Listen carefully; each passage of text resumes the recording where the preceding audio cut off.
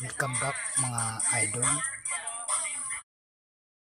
Secretary, Defense Secretary Chuduro na illegal ang pinag-utos nito ng China na arestuin ang lahat ng mga mangingisda sa may West Philippine Sea. Lubang nakakabahala ang inutos ito ng bansang China na arestuin ang lahat ng mga papasok o trespassing raw sa kanilang karagatan dito sa may South China Sea o may West Philippine Sea. Labag sa international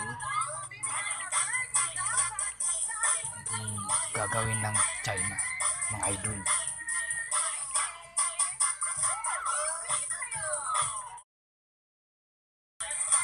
Yung sa government niya, patuloy lang mangisda ang ating mga mangisdang Pilipino sa katubigan natin.